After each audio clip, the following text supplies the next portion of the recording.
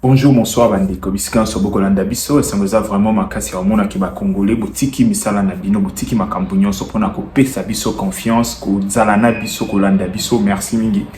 Merci mingi na papa Jean-Pierre Elembo. Merci na mona ki participation na yo na chaîne na biso. Merci vraiment.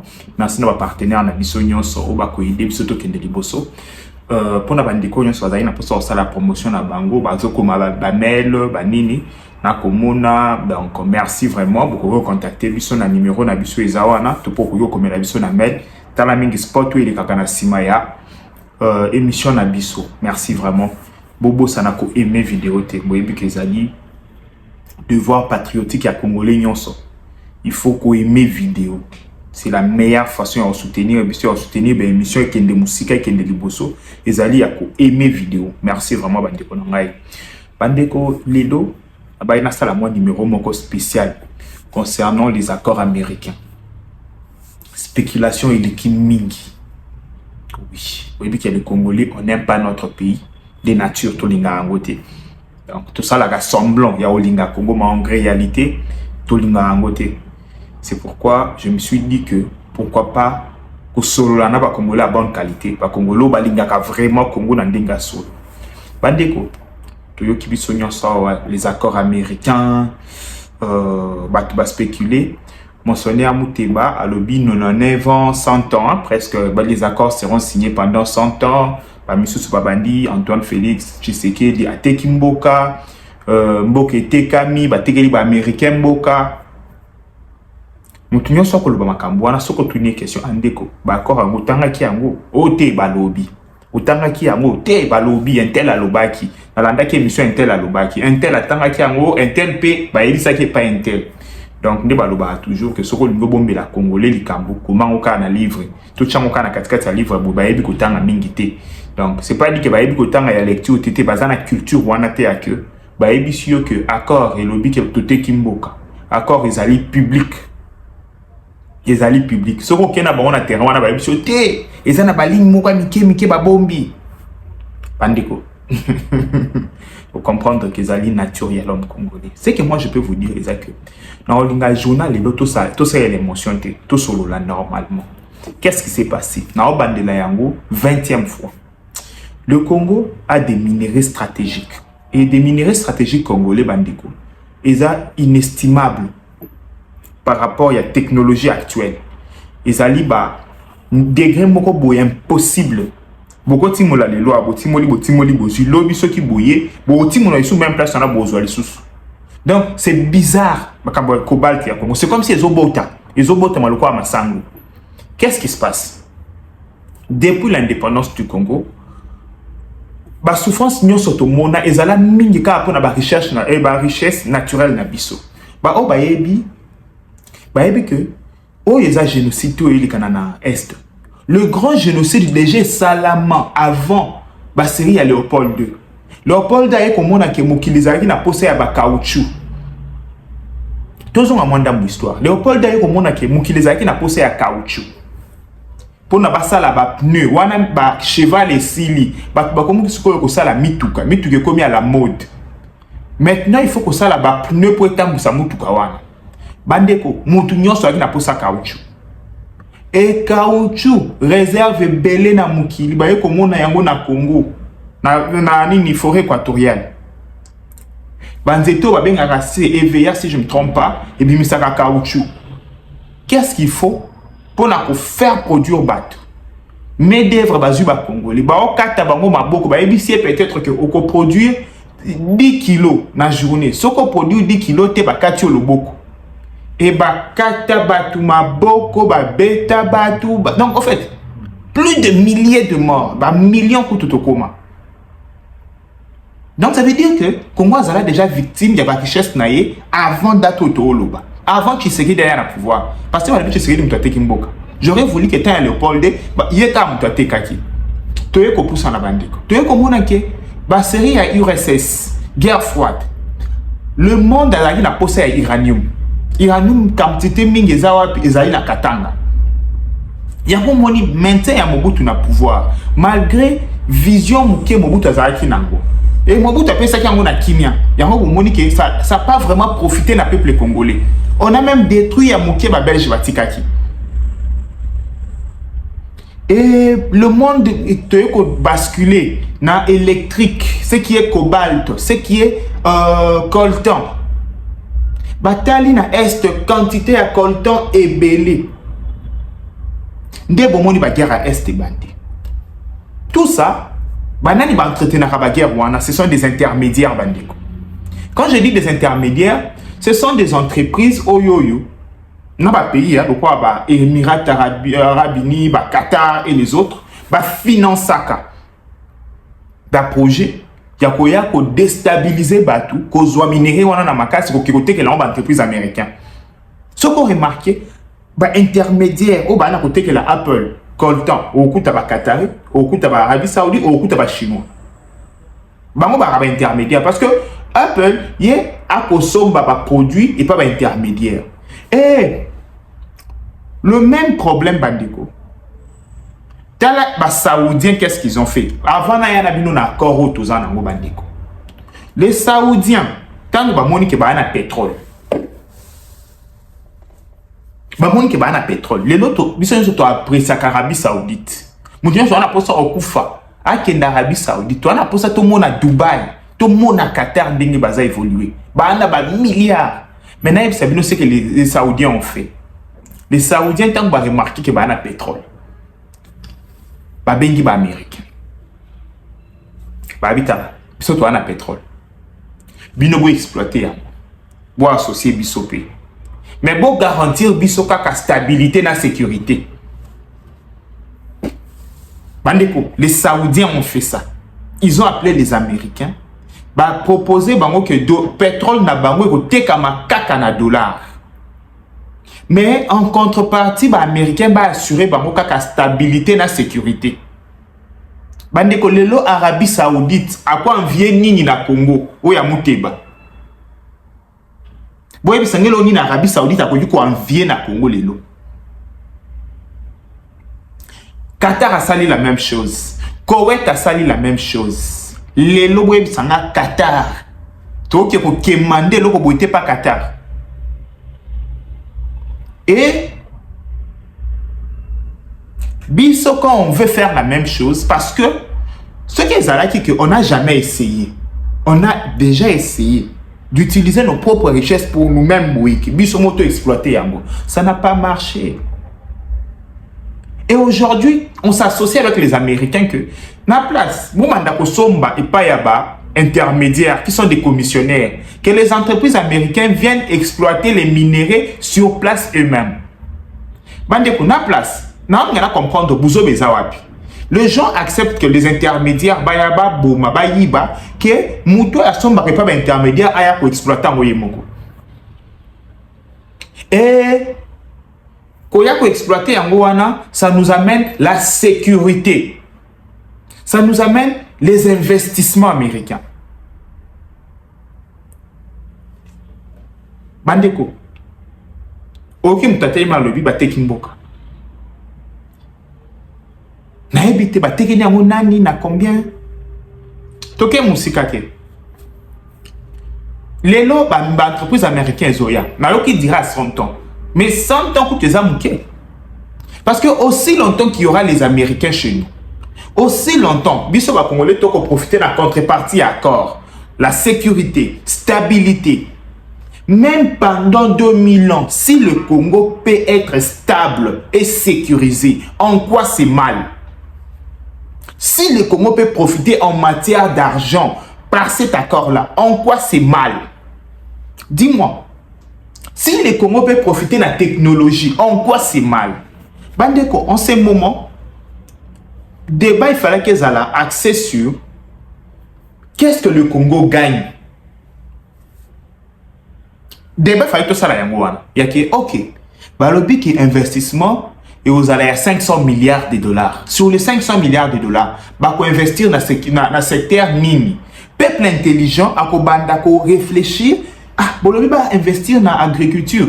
Té papa, tout mec a ko investir peut-être dans médecine. Té na médecine té. Tout mec a ko investir peut-être dans technologie parce que agriculture c'est moi to ça l'artisanal mais tout la technologie to ko ça la pour na trans.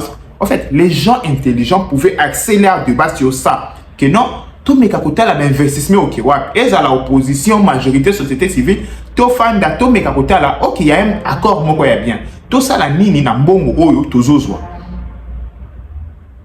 Mais biso tozana biso na bêtise. Et na moment wana ba libanais, ba indien, ba saoudien, ba ko réfléchir déjà que dans 500 milliards ba américains ba ko investir na Congo. Nini to ça la tokota na marché, même ba chinois. Bandeko, corridor ya lobito ya moyo salama et longwa des zombies jusqu'en Angola.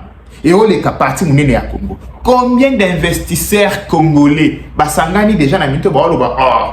Mais corridor ya lobito wana ndenge nini biso beto ko kota na marché. Ndenge nini biso beto ko banda ko lekisa biloko na corridor ya lobito. Ndenge nini na nzela wana ya chemin de fer biso beto ko dévier yango to banda pe ko transporter ba matériel na biso. Non, mutunyo sakangi na miso alali. Mutunyo sakangi miso alali. Bandeko, likambo ya Congo en fait. Batebe bakantsaka ki français belé, c'est ça l'intelligence. Dans l'hôpital expliquant mon na lingala pour mutunyo sa comprendre place nini o biso ba congolais to ko fouté. Biso ba congolais to ko fouté na, to yebi ko ça la vraie débatté. Batuna yo ki o te non en avant. Est-ce que les loba partenariat nyo soto anangwa ba contrat na ba Vodacom ba RTL ezali na ba date limite? Dites-moi, il y a exploitation mais il y a des licences, on a dit c'est renouvelable. Ba pesi durée à renouveler ko fanda OK, to OK ndengenini. S'il faut te renouveler, to renouveler. Celui qui est bien te renouveler, celui qui est bien que on ne renouvelle pas. Même pendant 1000 ans. Au lieu de canaliser, mais on se met à dire n'importe quoi. Bande ko port ya banana yango ezotonga. Na port ya banana, vous voyez que Émirats Arabes Unis, Dubaï, Abu Dhabi, bazana désert. Bazana désert, ba na posa ya ba plantation ya ba masangu, ba manyoko, ba nini, pour na basala ba farine na bango pe ba masangu ko ta pays, basala ba farine de blé, ba produit nyonso ba lona ka ba pomme de terre. Biso na Congo tozana mabele wana. Combien de Congolais, des entrepreneurs congolais, ba ko travailler sur ba importation du Congo à Dubaï? Parce que tout ça qui concentré dans la mine. Ceux qui les loba congolais, ba kobi kolo na par exemple masangu, na ba artisan na ba bandundu. Pour y a au profond ils wana. Combien d'investisseurs congolais sérieux ba sangani ba lobi papa biso to ça la ba plantation ya minene ya ba anana par exemple. To banda ko zo ba anana to tinda yango na Arabie Saoudite na ba conteneur. Ba meki ko tala ba conservation ya banana na nzela pour ebe baté. Combien d'investisseurs? Jamais. Mais tu réfléchis quand au monde ka ba chinois ba roya ba créer ba plantation ba komi kozwa ba otinda na Arabie Saoudite na propre mboka na bino moko. Bandeko, il faut te réfléchir biso nyonso. Tokoki ko tikela kaka politique te.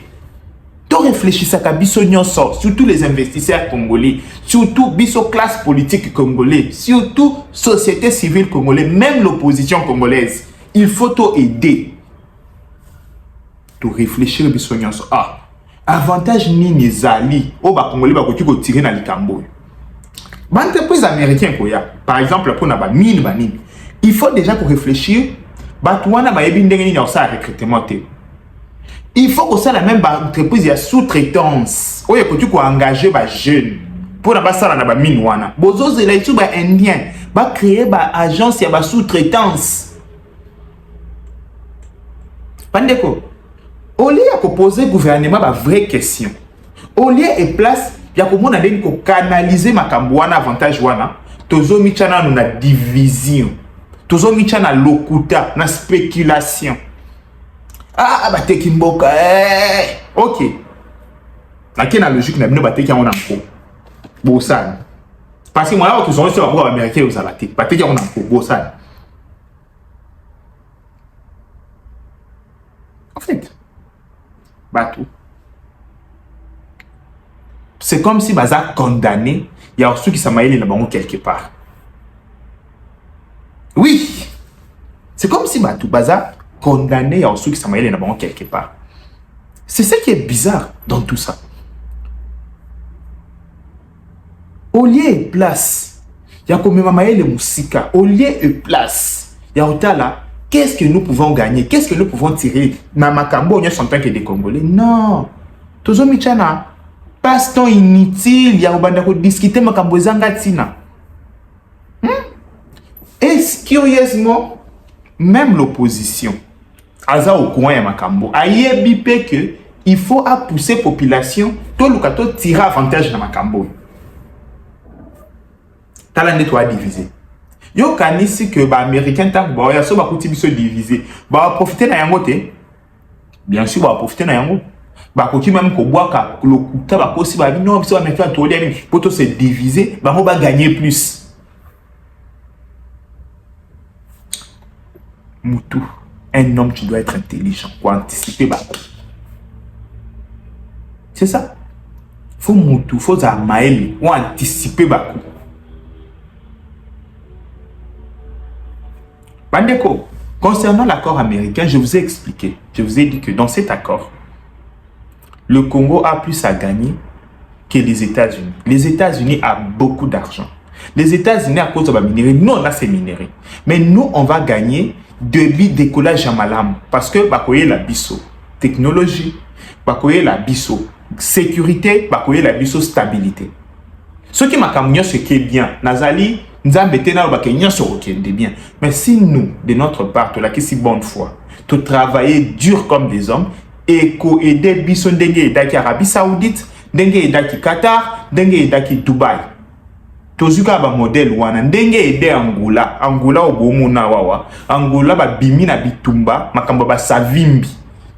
Angola ka bomona o. Ce sont les Américains qui sont venus ba yeb azu ba pétrole ba nini. Lelo bomoni Angola ezokende. Bandeko ba na Angola rien à envier, rien à envier. Dans le pays moussous. C'est ce qui a aidé l'Angola. Ces accords Boumona.